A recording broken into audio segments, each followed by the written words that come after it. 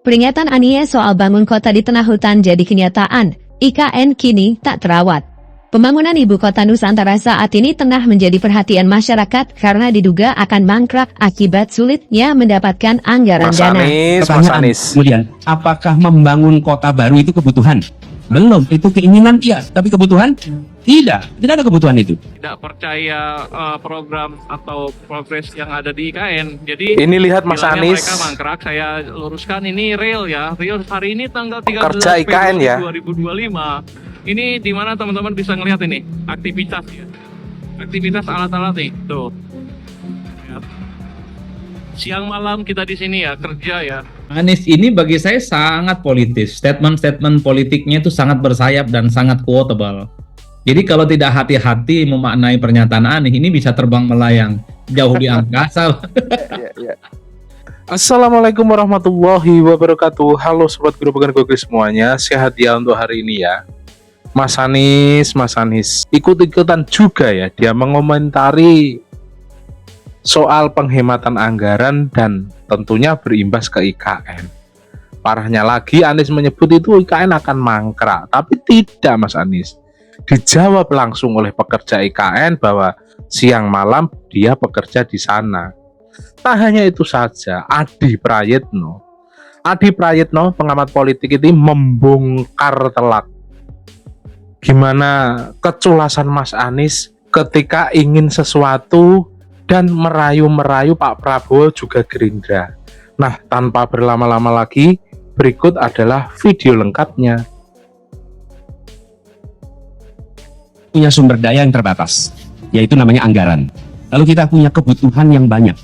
Pertanyaan kita, dengan sumber daya terbatas, kebutuhan yang banyak, yang mana yang mau dibiayai? Kita punya keinginan A, B, C, D, tapi keinginan itu belum tentu kebutuhan. Betul tidak?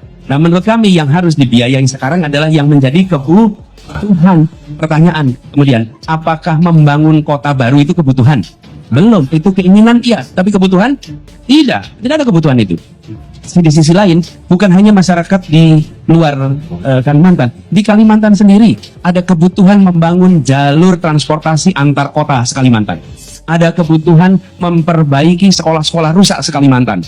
Ada kebutuhan membangun puskesmas di setiap desa dan kecamatan se-Kalimantan. Tidak percaya program atau progres yang ada di IKN. Jadi bilangnya mereka mangkrak, saya luruskan ini real ya. Real hari ini tanggal 13 Februari 2025. Ini di mana teman-teman bisa ngelihat ini aktivitas ya.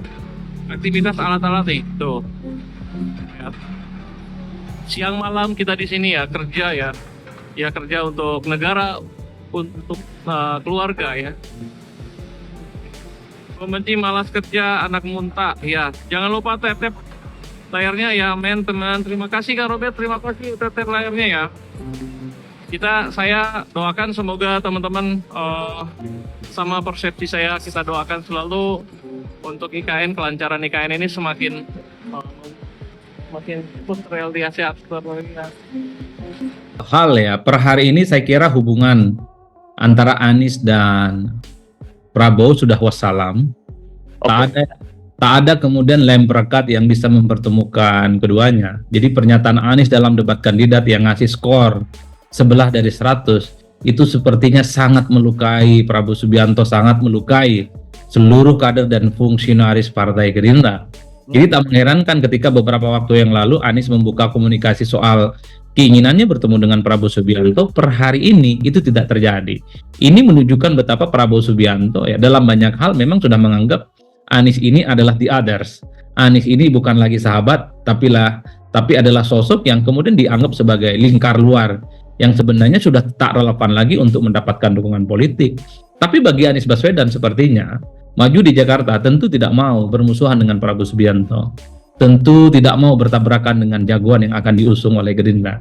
Itu yang kemudian membuat kenapa per hari ini sekalipun elektabilitasnya Anies paling mentereng dibandingkan yang lain, butuh komunikasi politik dengan Prabowo Subianto dan Gerindra, Bang. Karena apapun, Gerindra per hari ini adalah partai pemenang Pilpres. Gerindra adalah partai politik yang dulu memberikan tiket di mana Anies Baswedan bisa bertanding dan menang sebagai gubernur di Jakarta. Mungkin bagi kawan-kawan Gerindra Yang lainnya Anies dianggap sebagai anak durhaka karena dulu sempat diusung menang pilkada, kemudian di pilpres melawan ngasih skor 11 dan tiba-tiba kemudian ingin kembali lagi ke Prabowo, itu kan dianggap sesuatu hal yang aneh. Jadi ini yang saya kira kerumitan-kerumitan yang kemudian bisa kita baca bagaimana hubungan antara Ahok dengan Prabowo Subianto dan Gerindra. Rumit. Ya, dengan Anies maksud saya rumit, sulit, dan saya kira dalam banyak hal tak ada dalam rumus Gerindra hari ini itu akan mengusung Anies Baswedan. Saya sering sekali sepanggung dengan elit-elit Gerindra, salah satunya Bang Habibur Rahman. Bang Habib selalu mengatakan per hari ini tak ada rumus mendukung Anies Baswedan. Per hari ini tak ada satupun kader Gerindra di Jakarta menyebut Anies Baswedan katanya untuk diusung sebagai salah satu pintu. Ya ini bagi saya adalah pintu yang digembok rapi-rapi bahwa Gerindra rasanya sulit untuk membuka pintu maaf apalagi mendukung Anies Baswedan. Jadi di situ Bang bagi saya Bang. Anies ini bagi saya sangat politis. Statement-statement politiknya itu sangat bersayap dan sangat quotable. Jadi kalau tidak hati-hati memaknai pernyataan Anies ini bisa terbang melayang jauh di angkasa. Jadi pernyataan Anies soal merasa terhormat kalau diusung oleh Prabowo Subianto, ini kan bagian dari tindak lanjut keinginan Anies supaya bisa bertemu dan diusung oleh Prabowo Subianto. Jadi statement-statementnya penuh pujian. Tapi kalau melihat orang-orang di sekitar Prabowo Subianto, mereka itu tentu sudah menutup pintu rapi-rapi kok. Daniel Azhar Simanjuntak di medsos, di X dan IG-nya sangat jelas menyindir Anies Baswedan itu. Dulu ngata-ngatain, ngasih skor 11, sekarang minta ketemu dan minta dukungan. Itu politisi macam apa? Itu para pendukung Prabowo loh. Tapi kita tidak pernah tahu bagaimana Prabowo yang sesungguhnya. Satu-satunya yang bisa kita tafsirkan adalah perilaku orang-orang yang selama ini dekat dengan Prabowo. Elit-elit Gerindra seperti Pak Sumi Dasko, Habibur Rahman, dan yang lain. Kalau membaca statement mereka di media, rasa-rasanya tak ada sedikit pun ketertarikan untuk mengusung Anies Baswedan. Jadi itulah yang saya sebut sudah wassalam ini Anies dengan Gerindra. Iya, saya mengikuti Bang Dhanil dalam perdebatan-perdebatan di X ataupun di media. Memang sangat kelihatan emosional. Emosional dalam arti sangat tidak terima kalau kemudian Anies itu menyatakan ingin minta dukungan politik ke Prabowo Subianto. Bahwa Prabowo dan Anies, Gerindra dan Anies itu nggak ada persoalan ya. Tapi kalau minta dukungan, rasa-rasanya itu yang saya sebutkan tadi, sulit ya dari Gerindra. Karena orang-orang di sekitar Prabowo Subianto sampai hari ini sekalipun sepertinya akan mengingat persis angka sebelah dari 100 itu adalah luka yang sepertinya agak sulit untuk dicarikan obatnya. Jadi pernyataan-pernyataan Anies yang merasa tersanjung kemudian diusung Prabowo, ingin bertemu dengan Prabowo dan seterusnya, itu tidak mempan sebagai obat untuk menghilangkan luka itu Bang. Jadi saya melihat, tapi inilah politik. Anies ini keren sebenarnya.